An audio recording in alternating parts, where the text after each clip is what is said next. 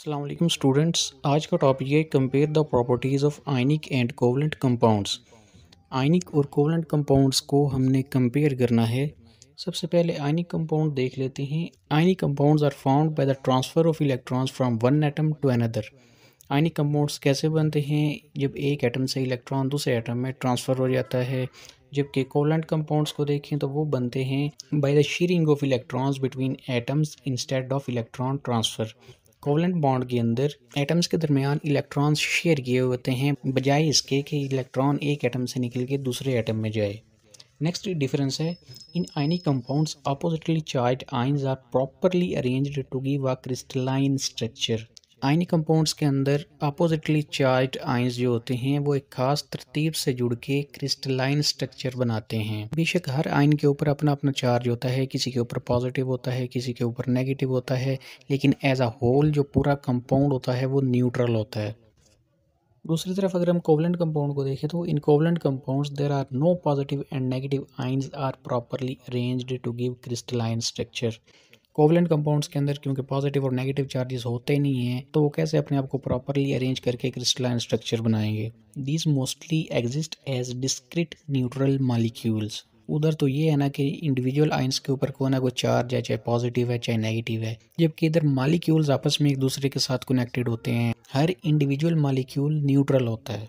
Next है, there exist a strong electrostatic force between their ions. Ionic compounds के अंदर strong electrostatic force of attractions होती हैं ions के दरमियान। और कोवलेंट कंपाउंड्स को देखें तो there is a weak force of attraction between nuclei and shared electrons. इधर भी फोर्स ऑफ अट्रैक्शन है, बेशक वीक है, लेकिन इधर फोर्स ऑफ अट्रैक्शन न्यूक्लियस और शेयर्ड इलेक्ट्रॉन्स के दरमियान है। नेक्स्ट है, ionic compounds are usually solids having high melting and boiling points. Ionic compounds के अंदर क्योंकि strong electrostatic force of attractions होती हैं, इसलिए उन फोर्सेस को तोड़ना इतना आसान नहीं है। यही वजह है कि इनके मेल्टिंग और बॉइलिंग पॉइंट्स बहुत हाई होते हैं। सोडियम क्लोराइड की बात करें तो सोडियम क्लोराइड का मेल्टिंग पॉइंट 801 डिग्री सेंटीग्रेड है। इतना हाई मेल्टिंग पॉइंट सिर्फ और सिर्फ इलेक्ट्रोस्टैटिक फोर्स ऑफ अट्रैक्शन की वजह से है, जो कि सोडियम आयन और क्लोराइड आयंस के दरमियान होती हैं। Lower molecular mass covalent compounds are gases are low boiling liquids. ऐसे कोवलेंट कंपाउंड्स जिनका मॉलिक्यूलर मास कम होता है वो या तो गैसेस होती हैं या लो बॉइलिंग लिक्विड्स होती हैं। ऐसे लिक्विड्स जो बहुत ही कम टेम्परेचर पे बॉयल करना शुरू कर दें।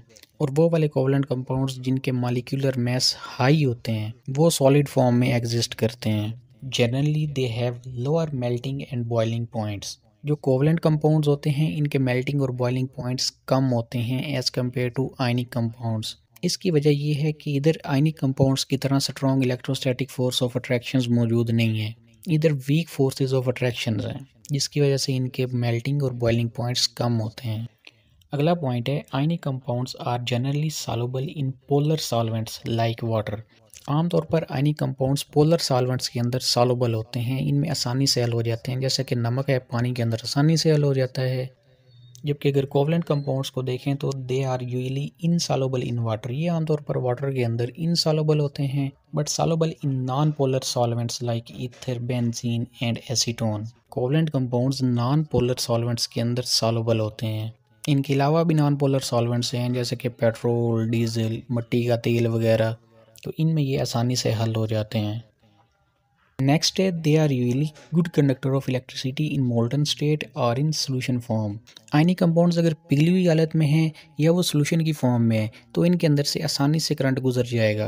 करंट गुजरने की क्या वजह है? Their conductance is due to the presence of free ions in these forces. क्योंकि पिघली हुई हालत में या सोल्यूशन की फॉर्म में आयंस फ्रीली एक जगह से दूसरी जगह मूव कर रहे होते हैं, जो कि करंट को कैरी करते हैं।